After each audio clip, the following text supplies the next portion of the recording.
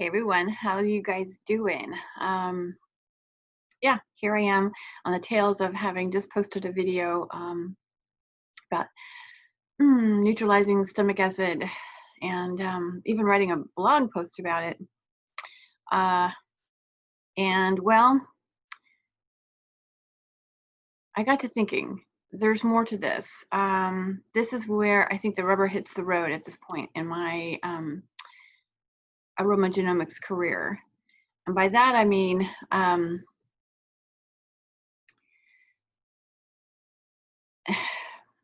I have over the years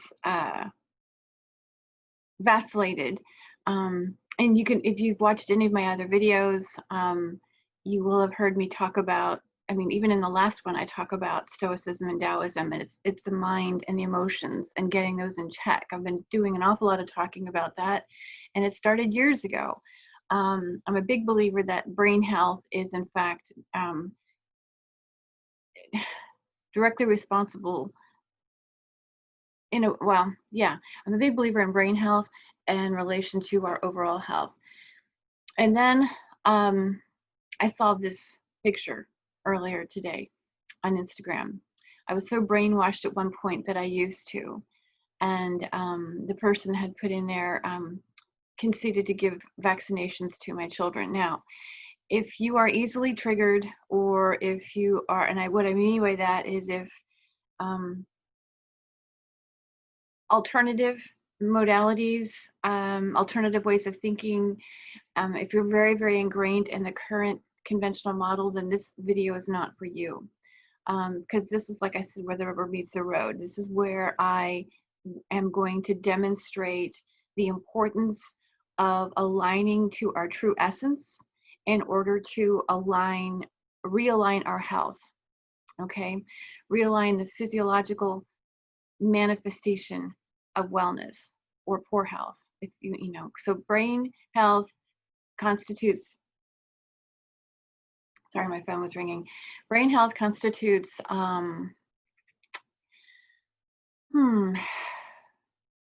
wellness is where I was going with that.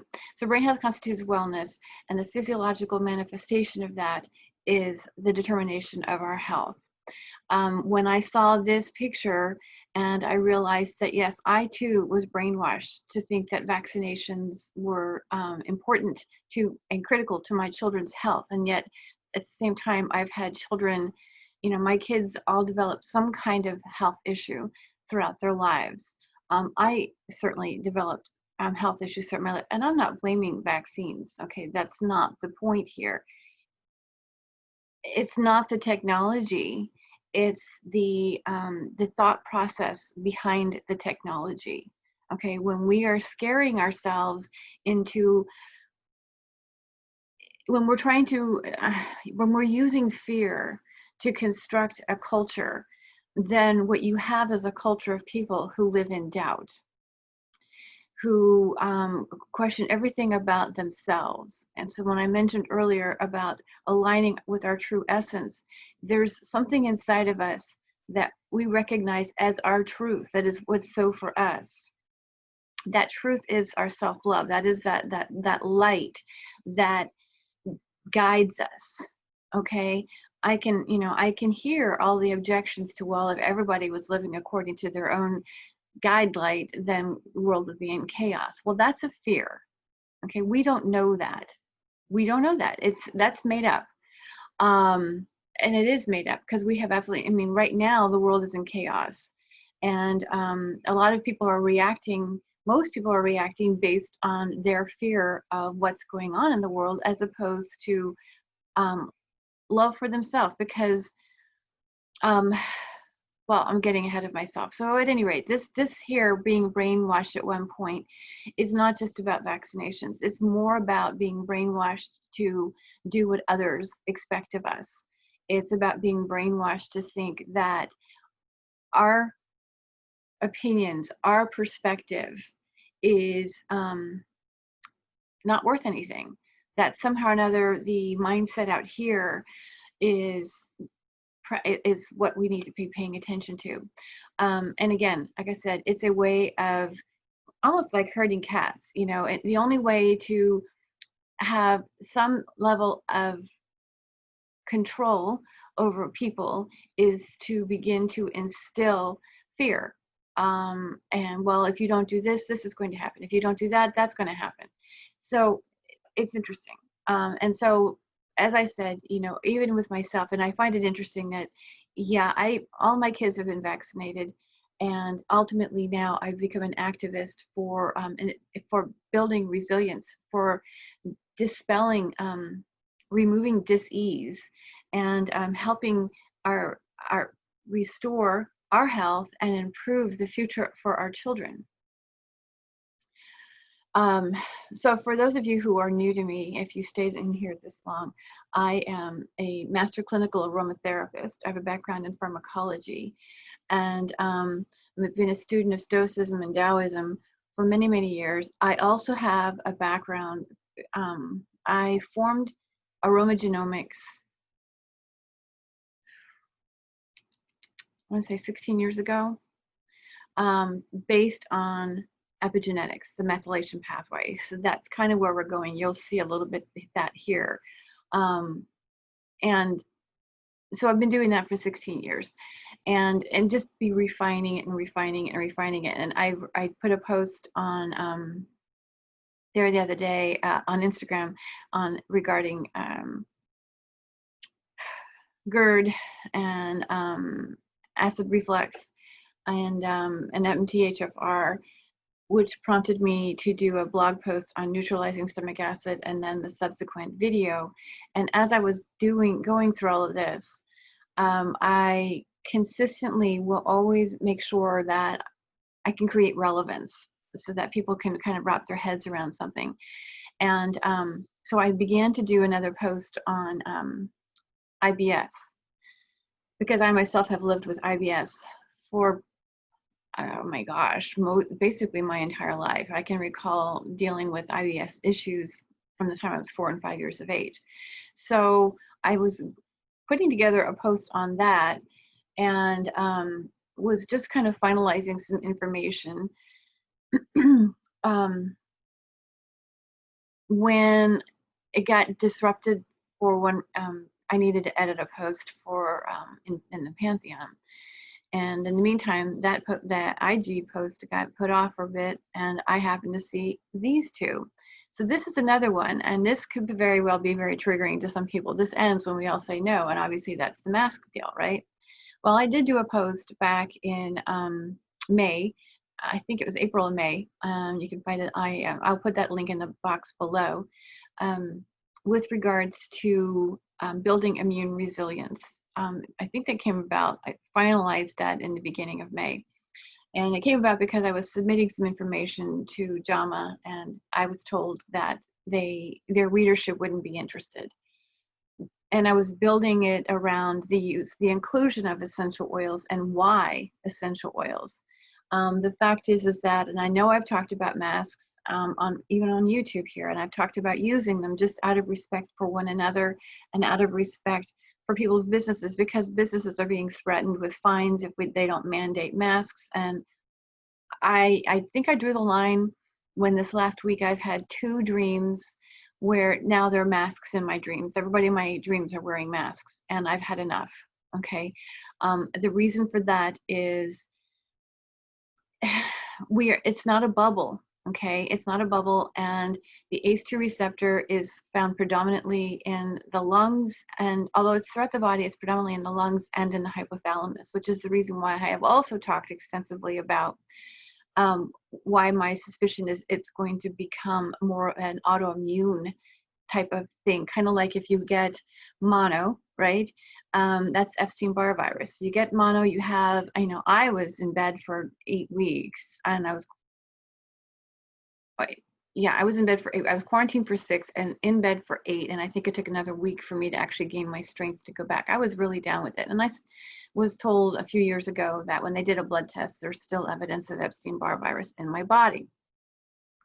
So, and again, then I also have different types of things going on that would be indicative of some sort of immune type activity happening. But the point is that with this current virus,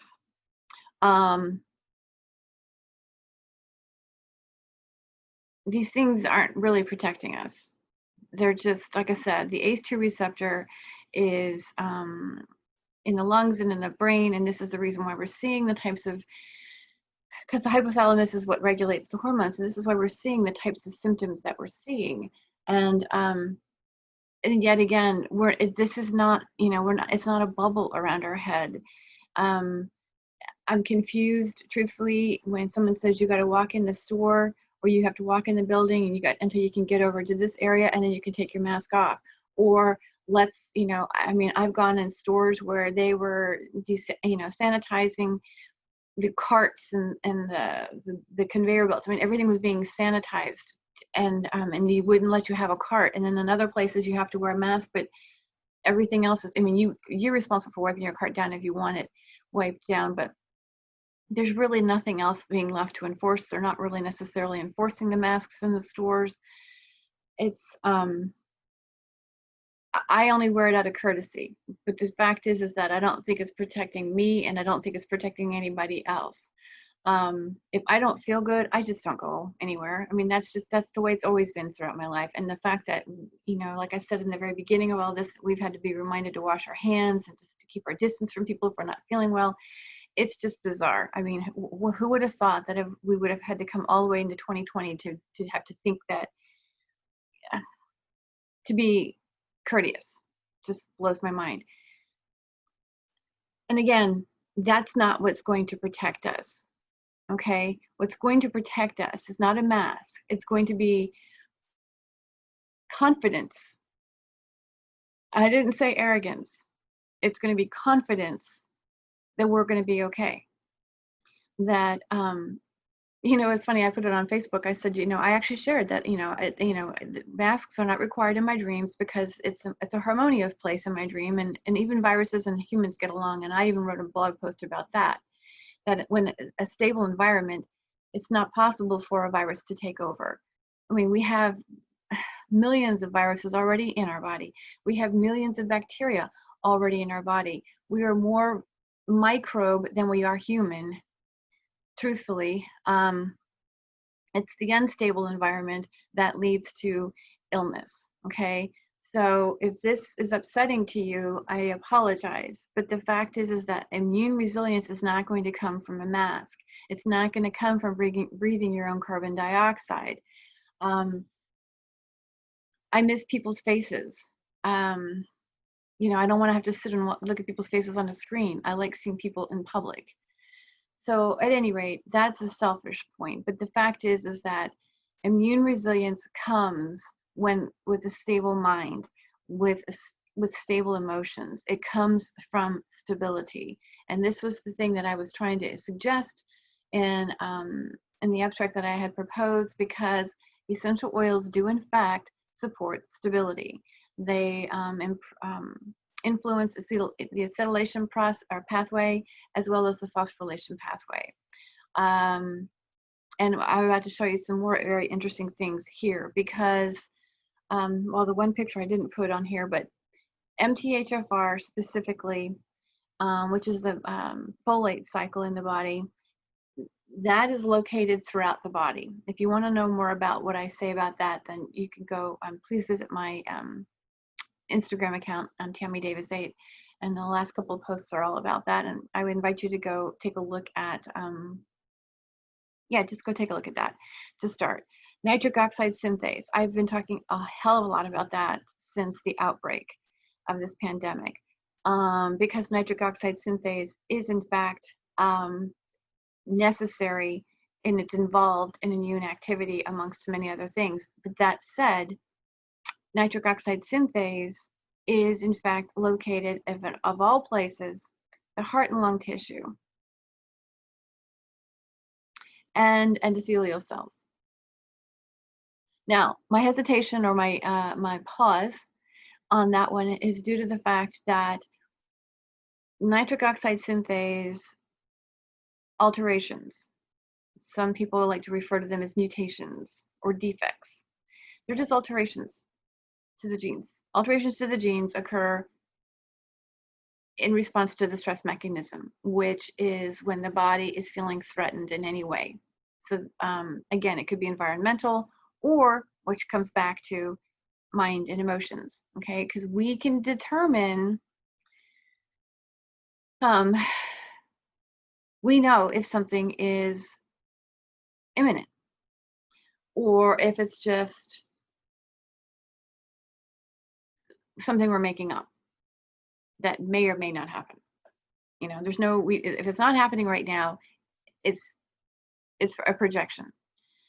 At any rate, so what's interesting to me, when that stress mechanism is activated, alterations occur to the epigenome. That's a natural design, okay? It's a natural design. It is not a mutation. It is not a defect.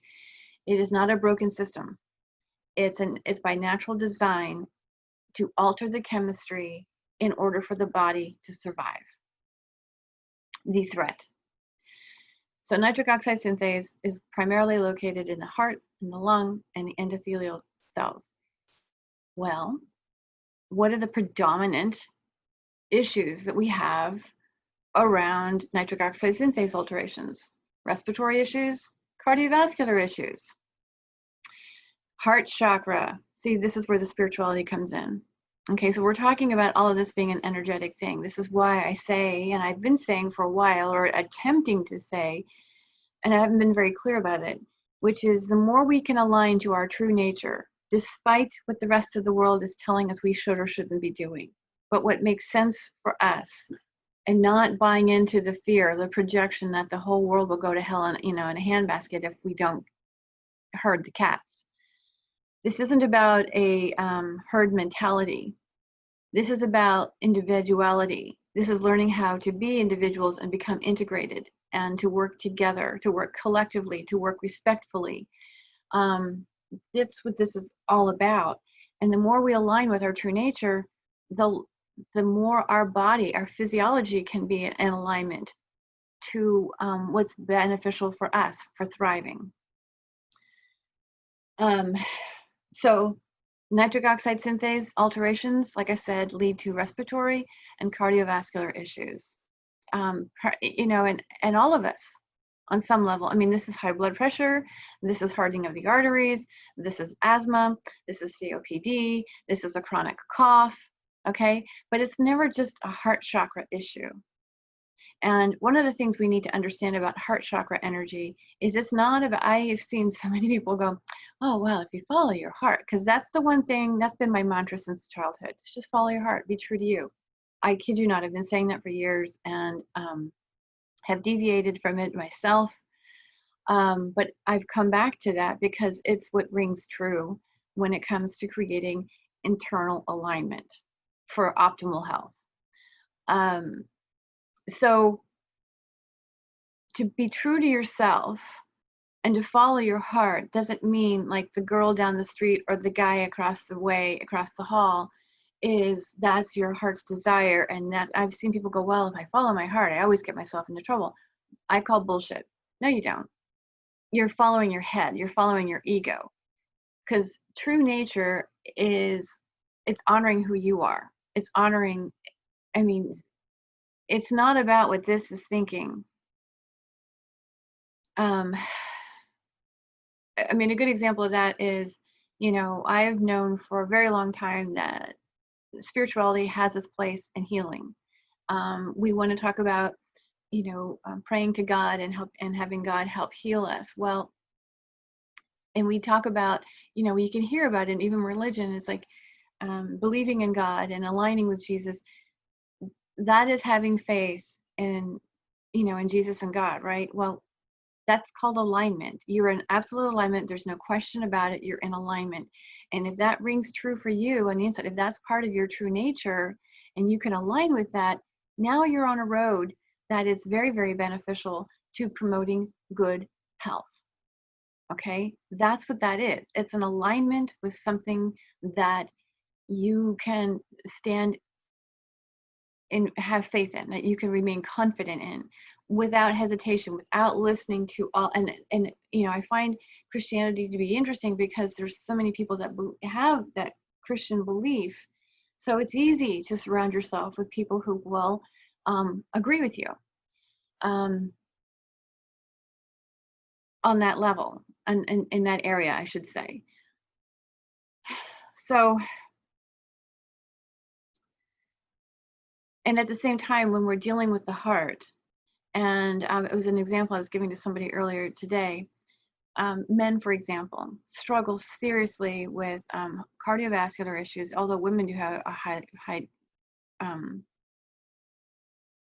high level of heart disease as well, but their testosterone levels drop.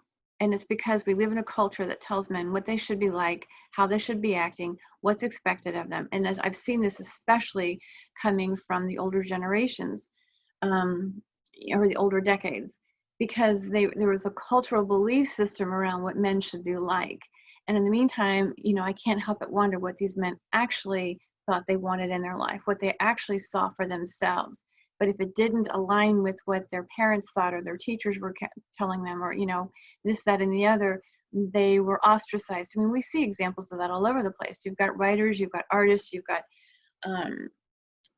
scientists, people who were not necessarily in alignment with the entire herd mentality, and at some point they lost their way, mentally, emotionally, and so forth. And I can see this in our culture of men. We have more and more men who have really struggled, or who are currently struggling with testosterone issues, and even at a young age. And the challenge that they're facing is eventually that's going to lead into cardiovascular and respiratory issues if they're not already having it. Now, you might be wondering why testosterone, when in fact nitric oxide, I was talking about respiratory and cardiovascular. Well, it's all hormones, okay? So just to kind of give you some science behind this, when the body is threatened, if you've heard this before, you can go like this, or just kind of tune or skip over this part, or just stick with me. But when the body is threatened, one of the first things that gets released is mast cells, which contain histamine. So now the histamine is being expressed into the system. Now cortisol is starting to go up. The cortisol levels begin to go up because cortisol is naturally an anti-inflammatory. It's also used for pro-inflammatory purposes, but it's also an anti-inflammatory. So cortisol gets produced to help counter the histamine issues. The second cortisol comes out, then we start producing aromatase. Now, if you've ever heard of, you may or may not have heard of aromatase, but it's an enzyme that's indicated in a lot of the breast cancer. It's also indicated in prostate cancer, and they're also finding it linked to autoimmune disorders. So aromatase is the chemical that naturally gets produced. And I'm speaking quickly because I want to get through this fast. So that's in order to counteract the cortisol, to kind of help keep cortisol in check. So what it does is it's produced to convert androgens through the adrenals into other steroidal hormones, which is and testosterone happens to be an androgen. So it's taking the testosterone and it's converting it into different forms of estrogen, basically. Because estrogen is in fact a steroid hormone that is used to not just reproduce, but also activate the autonomic nervous system and immune systems. Now, that's the initializing chemistry right there. It gets far more complicated than that depending on the individual genome. But the fact is, it's all interrelated. And the point that I'm getting at is, so when the body is stressed, these chemicals start to happen. That means nitric oxide synthase needs to be altered. So nitric oxide levels begin to drop and the histamine levels begin to go up. Histamine goes up, estrogen goes up. And what's interesting is with IBS, you also have involved with this is the NADH. And this is it's a type of enzyme that's produced from the NAD, nicotinamide. I'll put the full name in the description box below. These names, I just tear them up. So I prefer the acronyms. But the point to this is where it gets very, very interesting to me. So this is where the body is beginning to convert glucose into usable forms of sugar for energy and other purposes in the body, hormones included. But that said, when the body's stressed, acetylcholine is now being used to activate the autonomic nervous system and isn't being used in the digestive process. Therefore, we're not producing as much hydrochloric acid, hence stomach acid problems. And so we're not breaking down the sugars and the proteins properly. So NAD, there's no way it can't use the glucose. It's the larger particles. It's not usable particles because we're not metabolizing them fully. Energy levels drop. We're not producing ATP. And then ultimately what happens is we start to see this. The telomeres start to shorten. And there's evidence to show that the telomeres are shortening in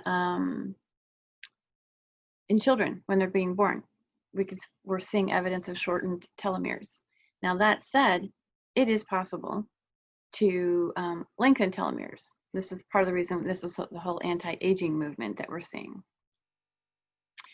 So I'm going to show you a little something here.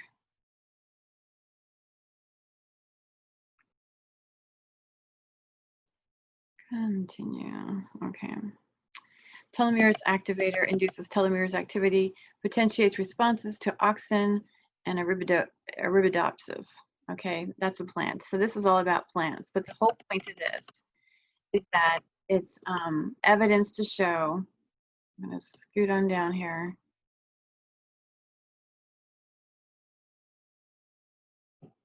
Evidence to show that telomeres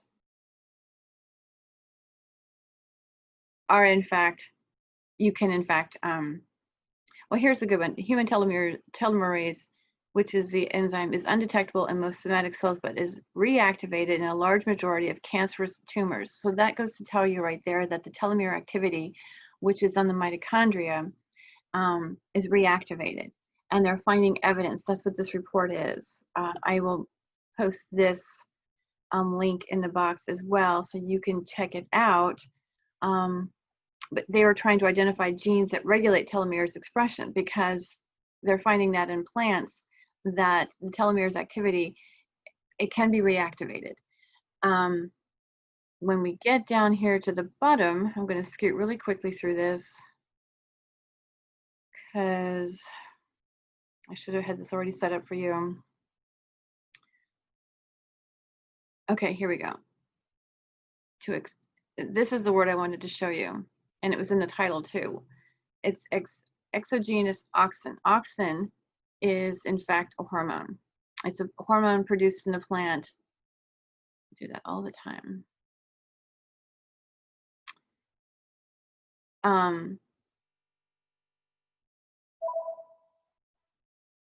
It's puzzled and fascinated plant scientists for more than 100 years.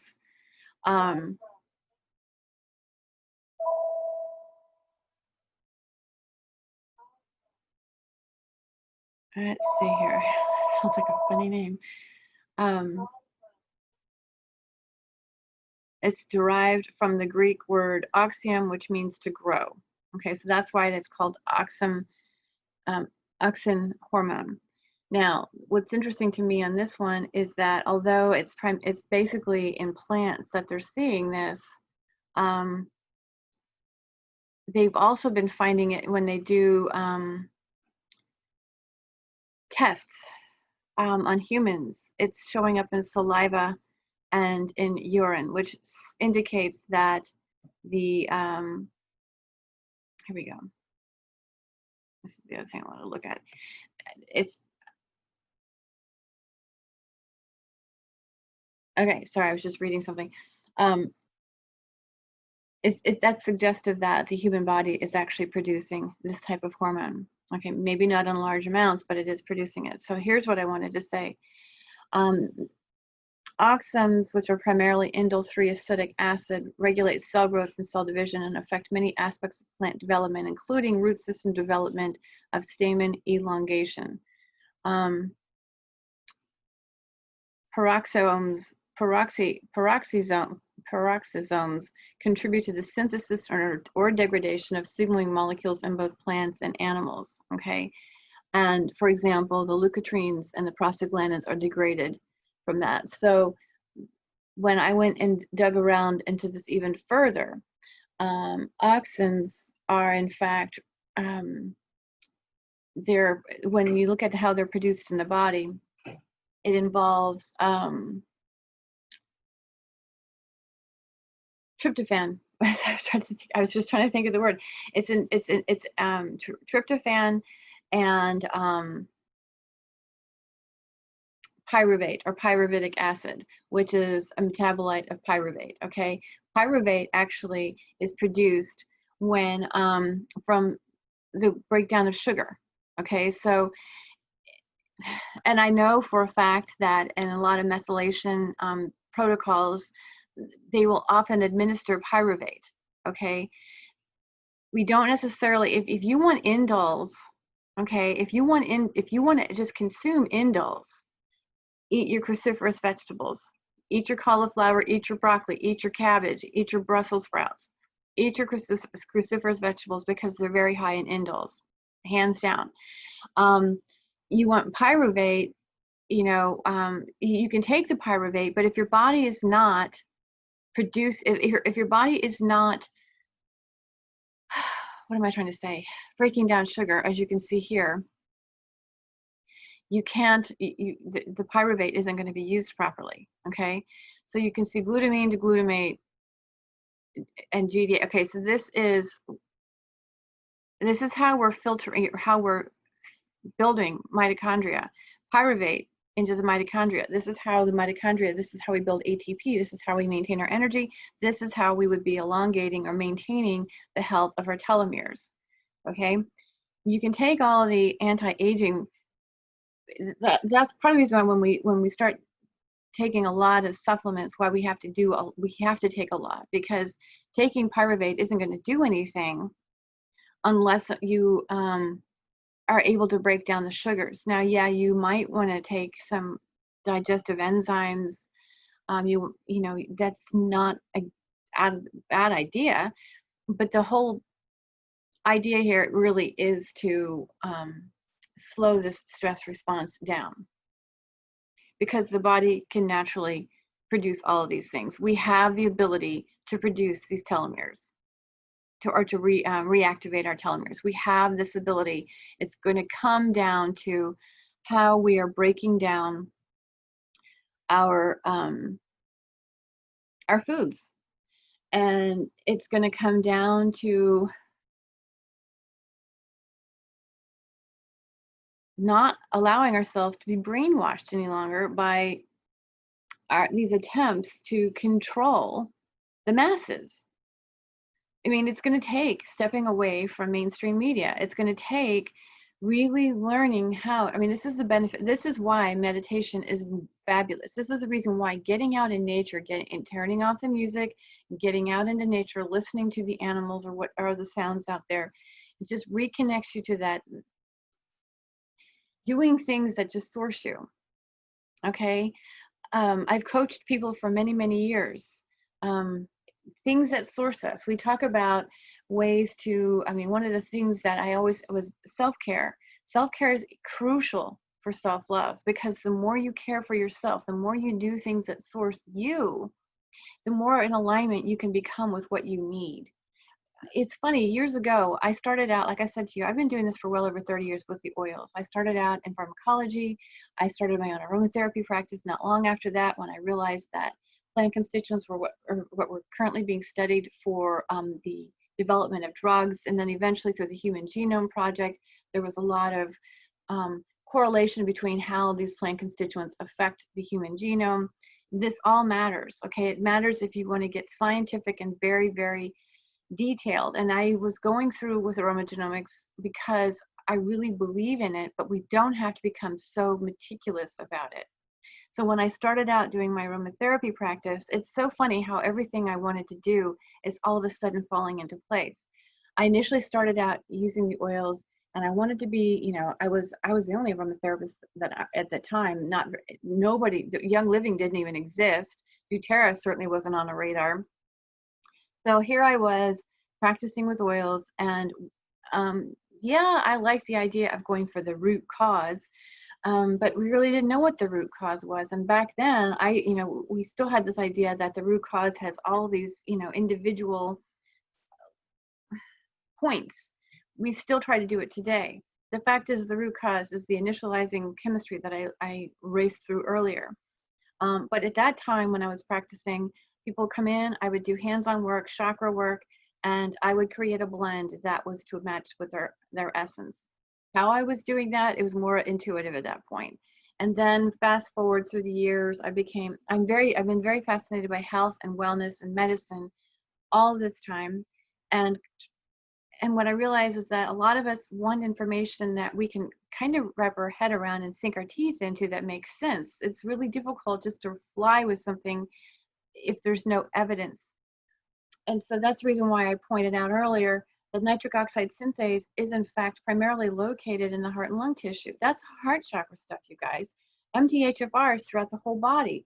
That makes sense because it's a whole body. I mean, you can, if MTHFR mutations are linked to many, many different types of health issues. It's not just in the heart and the lungs. When it comes to the nitric oxide synthase, it's respiratory, cardiovascular, digestive, because, well, if you've been disempowered as an individual, then you're out of alignment with your heart chakra, okay? So it's going to cause complications there energetically. So you're going to end up with digestive issues now, which is going to further compromise the hormonal system. Am I saying any of this is your fault? No. No, we were brainwashed at one point to believe that what the information we were being given was accurate and something to live by. But in fact, it's not something to live by. The best compass that we have is inside of us. And although we are, being told that that thought or that thing is not beneficial for us, or we shouldn't be doing it, or we're not good enough for it, or we're too old for that, or we need to tell them to shut the hell up.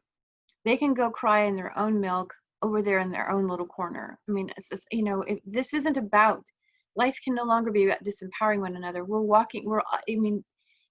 There's evidence everywhere to look at that everybody's walking around feeling disempowered. It's the reason why we have people acting like bullies. It's the reason why, it's horrible. It's absolutely horrible. And it's the reason why we're seeing so many different types of digestive issues. That's a real clear sign of being disempowered. Addictive type behaviors come from a lack of creativity. That's second chakra. When we don't have the creativity, the Manipura chakra, which is your third chakra, is really said to be like, that's your center, right? That's your gut. And it seems to me that everything kind of emanates from there. If you feel disempowered, you lose creativity. It's not just a one direction kind of thing. It all feeds on one another. And so this is the benefit of why I loved doing the chakra work then, and I'm actually going to get back into it now, and designing blends that actually complement the essence of the individual based on the symptoms that they're going through. Because why? Because there's an energetic value to what's happening, and being able to restore ease. Okay, dis-ease is a lack of ease. If we can restore ease, we can restore health and wellness, or wellness and health, however you want to put it. It's going to take a lot of work because the mind is very, very powerful. Using oils to help redirect our thoughts, being very, I even think being a part of, I was doing that, was wanting to do a group called Balanced Wellness, because that to me makes a lot of sense when it comes to working together and keeping ourselves in check so that we can become individually empowered and that collectively working together. Anyway, I'm going off on a tangent at this point. I just wanted to really demonstrate to you today that telomeres, which are shortened due to stress. And we have, the video I did loaded yesterday was demonstrating how much the brain can regulate stress. We can see here through plants that we can reactivate the telomere activity and improve it. We have evidence over here.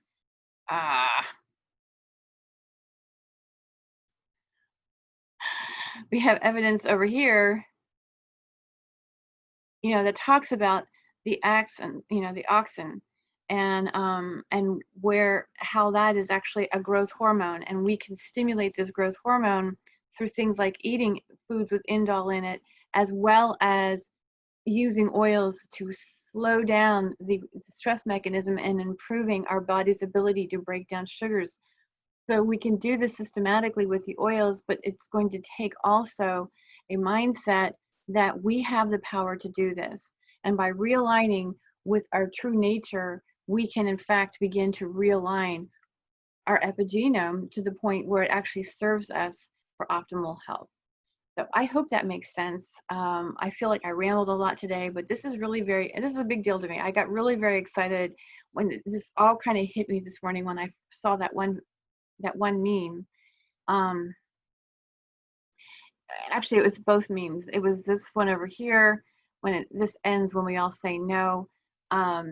Because the first thing I thought of when I saw this picture was that people are going to see that and go, well, you know, we're not immune to this virus. Well, no, we're not immune to it, but we can certainly strengthen our resilience to it by remaining confident in ourselves, by remaining confident and having faith that our body is perfectly capable, and continually reminding ourselves and developing that muscle of self-love, you know, aligning our spiritual self, our you know, realigning with our true nature so that our physiological nature can realign. So this will end when we all say no confidently, that we have the power within us to be resilient and harmonious with every form of life on this planet and not succumb to disease. So anyway, I appreciate you guys very much. Be well, stay blessed, and let me know what you think. And like I said, I'll put these links in the box below, and just know I love you and appreciate you. I'll talk to you later. Let's see, stop that and that. See ya.